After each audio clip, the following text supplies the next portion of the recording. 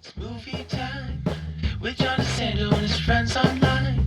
So everything is gonna be just fine. From the top down to the bottom. He's gonna let you know if you should stay home or if you should go. Might even yell if it's a spectacle. From San Francisco to Long Island. Nothing's better than a motion video. It's Movie Time is produced and hosted by John DeSando. Listen to shows and read reviews online at WCBE.org. I'm John DeSando. And I'm Keivn Carr. And it's movie time. Kev, you know, both of us love movies. We certainly wouldn't spend that much time in a theater if we didn't love them. It's a hazard of the job. It is. And one of the things I don't pay enough attention to is the stunts. Yeah. And this new movie, Fall Guy. Yeah. And I have to say I liked it, Kev. You did? Yeah, I really liked it, and I thought it was going to be. I was worried because they were mixing romance with the stuff that I really wanted to see. Well, but that's a common thing now. To do sort of an action romance. Yes. They did that with, you know, like going all the way back to like Romancing the Stone from the 80s. And when the original Fall Guy TV series was on. Yeah, and you saw him at the end? Yeah. There's a little bit of a cameo there. We're talking about Lee Majors, right? Yeah. Yeah. How about Once a Time in Hollywood? Was there? He was a stuntman. Well, yeah, he was a stuntman. I mean, that was more an amalgamation of Quentin Tarantino's. It's very different than that. I was also not. I'm not a huge fan of Once Upon a Time in Hollywood. I think it's bloated and and navel gazing. Right. It's that one was Quentin Tarantino building a sandbox and then playing in it for 2.5 hours and then saying, "Oh wait, I have to tell a story too." Well, what about Fall Guy? I have real mixed feelings on that. Okay. And there's first of all, let's just say the stunts are great.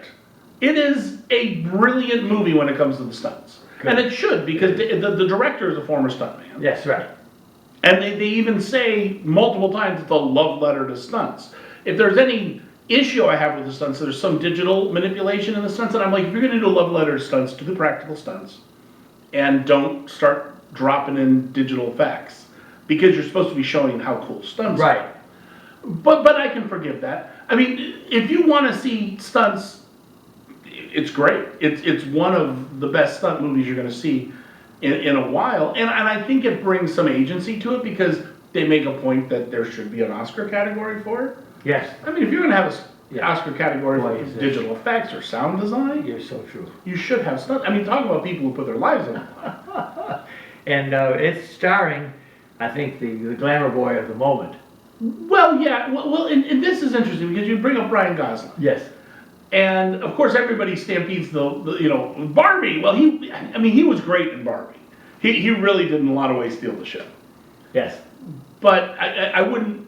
There's only so much that he contributed to it making $1 billion. But I do remember and became affectionate about him when I saw Drive. Yes. I really felt that was.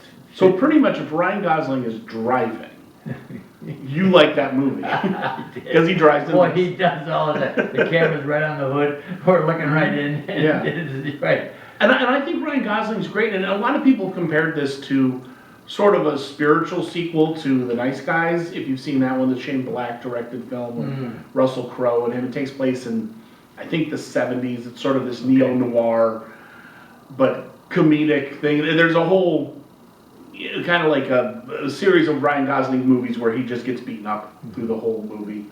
And I think he's great in it. I think he's good. He's very funny. My biggest issue with the movie is the story is all over the place. And I know all fictional stories are made up. It is. Yes. But it feels like they're making it up as they go along. Oh, yeah. And he's good in it. But it feels like it was this stunt spectacular show that you see at like Universal Studios. And then they go, let's put a story to it after we filmed all these stunts. I mean, they have some like falling hundreds of feet or something like that. Oh, sure. Wow. Sure. Wow. Well, and they actually broke a stunt record on this. Yes, that's right. It's one of the first scenes where he gets back in the movie set and they flip a car, and it flips over 8.5 times. That's right. And it was a record that was held at the time by, I think it was Casino Royale. The one with Daniel Craig, like almost 20 years ago. Yeah, right. So What they call them, cannon rolls. yeah, or yeah, The rolling, they call Yeah. it cannon rolls. yeah, because And I can't believe there's somebody in that car. Yeah, I yeah. mean, this is one of the things that I really like about the film is, as many as I've seen, of course, I haven't seen the Yeah. interior of it, and that excits me to see it. Yeah, I mean, like I said, as a stunt spectacular Yeah, show, it's fantastic. Another one that I really liked was Immolation. Oh, those, see, you mean those scenes with him getting set on fire? Yeah. Here's why, Yeah. here's my problem Yeah. with it. Uh-oh. One of my pet peeves are movies, if they make a movie about plumbing and they don't get the plumbing right, you're like, well, they're not plumbers.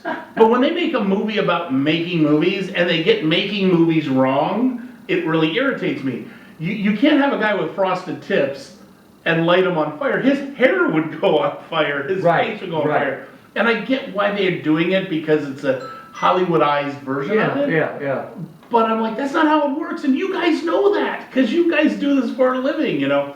So it plays the comedy well, but at the same time, if you know even a modicum about movie making, you're like, well, it kind of breaks that So you think they veneer. used FX with that? Well, they absolutely did. That Yeah. I don't think that wasn't real fire. Okay. Or they did a face replacement on Okay. Ryan Gosling. I mean that's Because I'm fine. sitting there, Kevin, that's the problem with movies, me. I just accept everything. Sure. Yeah, and so I'm accepting that they did, and I said, boy, that's astonishing, and you're right, because there's nothing to protect his head. Yeah, his whole face would go on fire.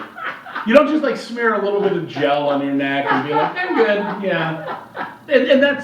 But that to me, there's a lot of little things. There's a scene where somebody's driving one of those big pads that people fall on. Oh, yes, And, yes. and they're trying to aim it so Right, yes. and I'm like, it makes a good, exciting scene. Boy, is that dicey. But those things need to be like, they need to be tied down. Of course they do, yeah, right, they're dragging it around, and he's gonna fall in it. Yeah. And you're saying, boy, but how accurate they're gonna have to be when he falls. Well, yeah, and it's like these stunts, and I get why they do it, because there's nothing more boring than watching a movie get made.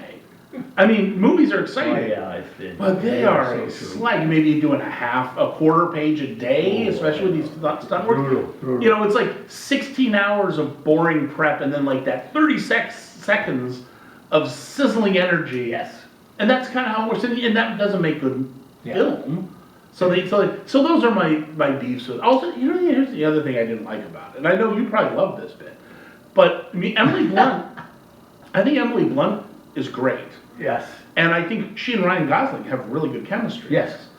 But her character, you could have just you could have deleted her character from that movie. And particularly the last half of the film. She's Yeah, not there. It's kind of one of these things where they're like, well, we have this love interest, and for as much agency as they give her, for as much power in the role, she's the director, Right. she's making the Right. science fiction epic and everything. She still just is this Yes. object to be It's won. It's a great point. Yes, yeah, you're right. But she is true. And in fact, apparently both of them have 2 daughters. Okay. And so Krasinski was there. Oh, sure. So both families were there the whole time in Australia. Yeah. Which is they elected to have the right time of year, and apparently. Well, they probably got a bunch of tax breaks because that's And that's sure, yeah. that's And how- I thought that they did well together Yeah. when they were together. But for me, I'd love to see a buddy cop movie with the two of them, where they both have a role, but she's just there to be like, when are you coming back to the set, Cole? You know? right, yeah. So when we last saw her in the Quiet, Well, she's in the Quiet Place movies, but she's been in a bunch of stuff. because I'm forgetting how really Well, but attractive she she is as an actress. But she's also very capable action-wise. She was in Edge of Tomorrow with Tom Cruise. Good. You know, in that big like cyber suit type thing. Yes, right. So yeah, I think she's capable. All right, Keivn Carr, we have more to say about The Fall Guy, but right now, advise our audience. It's a great stunt film, and it's funny. I think that the reviews out there are a little bit hyperbolic. Okay, and it is had its blockbuster qualities about it for the summer. For the summer. Yeah. I mean, it's cool on the big screen. Yeah, I think it's great, light summer fare, but I also think you're right, it's riddled with imperfections. Yeah. It's got a great dog in it too. Oh, yes, toward the end of the film. Good for you. It speaks French. Well, listen, and here's French. It doesn't bark in French. They move. With John DeSando and his friends online. So everything is gonna be just fine. From the top down to the bottom.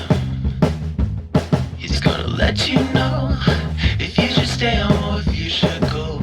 Might even yell if it's a spectacle. From San Francisco to Long Island.